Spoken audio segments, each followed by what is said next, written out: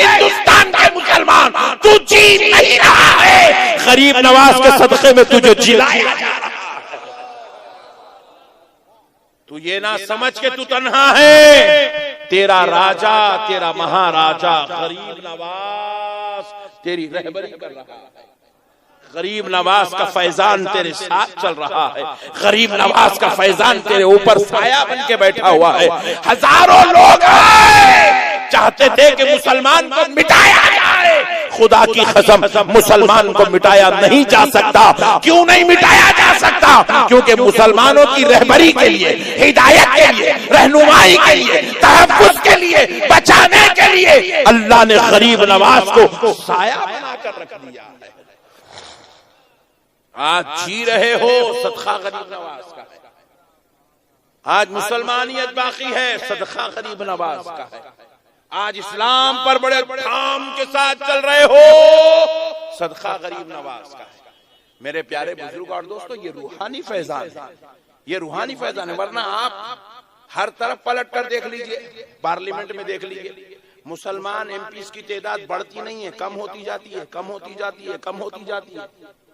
आप असेंबली में देख लीजिए, मुसलमान एमएलएस की तादाद बढ़ती नहीं है, कम होती जाती है, कम होती जाती है। फिर भी मुसलमान बिहम्दिल्लाहि ताला, मुसलमान हिंदुस्तान में बड़े इज्जत से जी रहा है, बड़ी शान से जी रहा है, बड़े इज्जत के साथ जी रहा है, हालात का सामना भी कर रहा है, हालात का मुकाबला भी कर रहा है। तो खुदा की कसम ये गरीब नवाज का सदका है, ये गरीब नवाज का फैजान है, ये गरीब नवाज की इनायत है, ये गरीब नवाज की नवाजिश है। मेरे प्यारे भाइयों, लोग कहते हैं वलियों से क्या मिलता है? अरे आज जो तू मुसलमान नाम ले रहा है, ये सदका गरीब नवाज का है। जो तेरी मस्जिदों से अज़ान बुलंद हो रही है, ये फैजान गरीब नवाज का है। जो तू आज मस्जिदों में खड़े होकर बांगे दहल कुरान की तिलावत कर रहा है, ये फैजान गरीब नवाज का है। जो तू आज दाढ़ी और टोपी के साथ पूरे हिंदुस्तान की सैर कर रहा है, ये सदका गरीब नवाज का है। जो तू आज अपने नाम के साथ मोहम्मद लिखकर,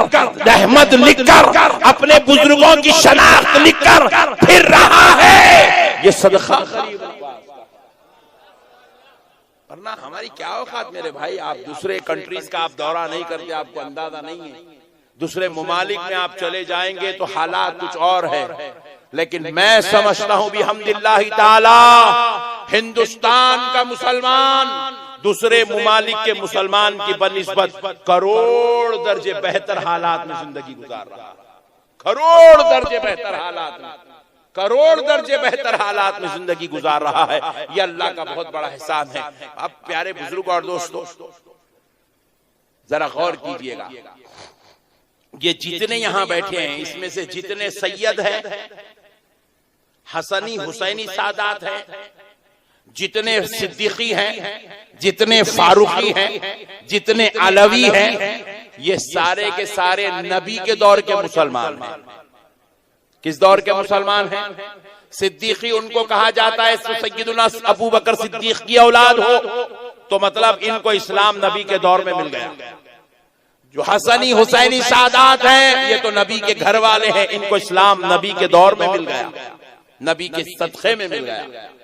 ये जितने उस्मानी हैं, फारूकी हैं, अलवी हैं, जो सैयदा फातिमतुज़ ज़हरा के अलावा मौला अली की दीगर अज़वाज की औलाद है, वो अलवी सैयद कहलाती है, उनको इस्लाम नबी के दौर से मिला हुआ है। लेकिन अब कान खोलकर सुनो, बड़ी जामे बात अर्ज कर रहा हूं, आप सुन्नियों से ज्यादा बाजू वालों को ये बात सुनने और समझने की जरूरत है। हम जितने शेख हैं, जितने मुहम्मद हैं, जितने अब्दुल हैं, जितने मिर्जा हैं, जितने बेग हैं, जितने खान हैं, जितने पठान हैं, ये सब कान खोलकर सुन ले, हम नबी के दौर के मुसलमान नहीं है। हमारे बाप दादा ने सहाबा को देखकर कलमा नहीं पढ़ा, हमारे बाप दादा करबला वालों को देखकर कलमा नहीं पढ़े, हमारे बाप दादा 12 इमाम से मिलकर कलमा नहीं पढ़े। हम जितने शेख हैं, जितने मुहम्मद हैं, जितने अब्दुल हैं, जितने बेग हैं, जितने मिर्जा हैं, जितने खान हैं, जितने पठान हैं, कान खोलकर सुन ले, हम गरीब नवाज के सदक़े में मुसलमान बने हैं।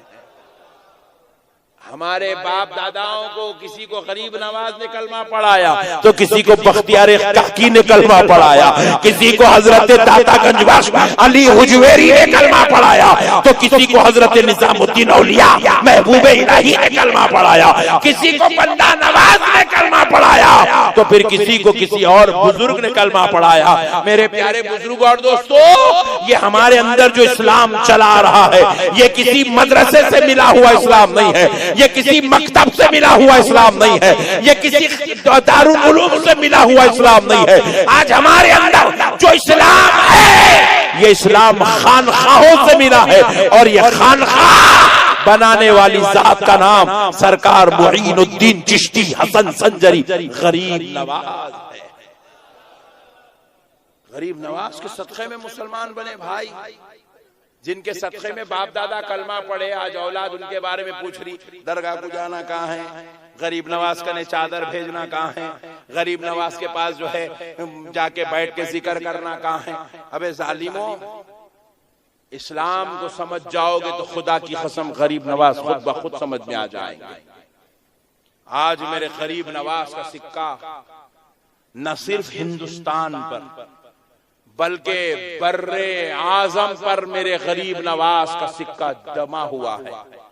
आप अंदाजा कीजिए, अजमेर में रहकर मेरे गरीब नवाज की हुकूमत और उनका राज देखिए।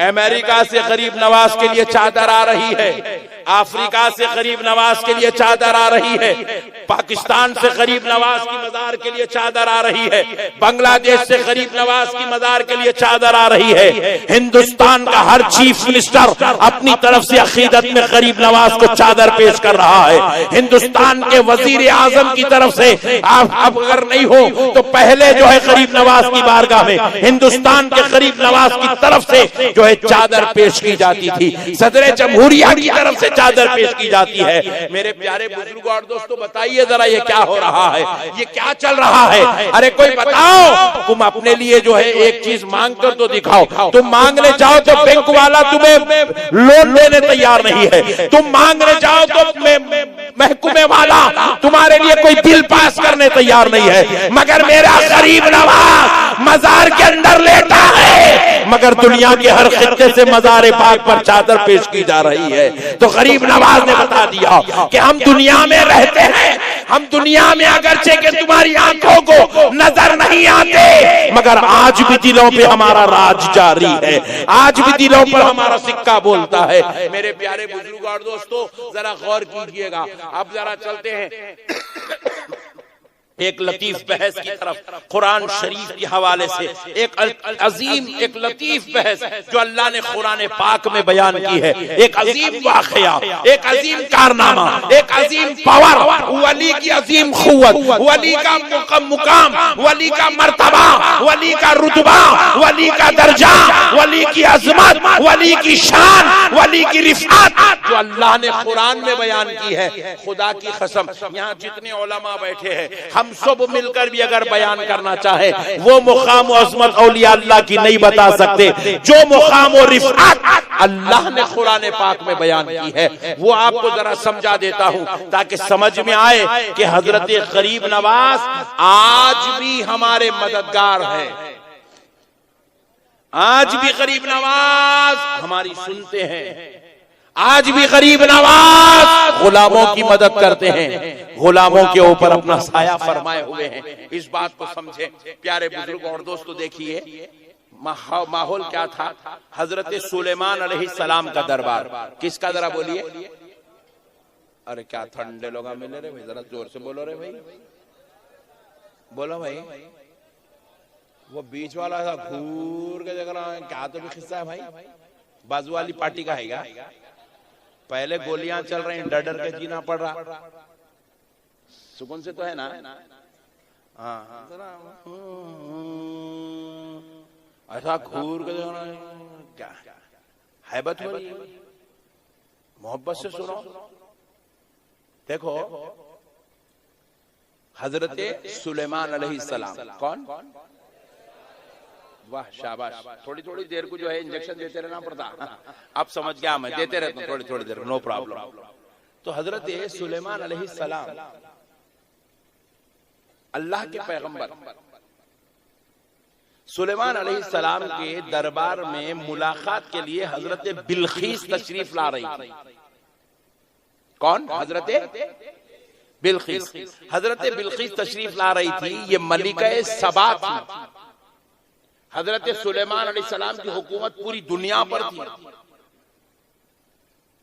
मलिका सबा हजरत बिलखीस को हजरत सुलेमान ने कलमे की दावत दी थी, इस्लाम कबूल करने की दावत दी थी।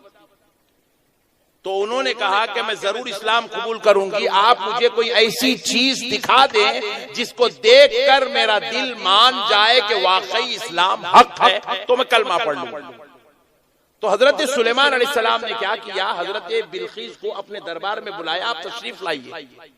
तो हजरत बिलखीस अपने दरबार से निकली, हजरत सुलेमान के पास आने लगी।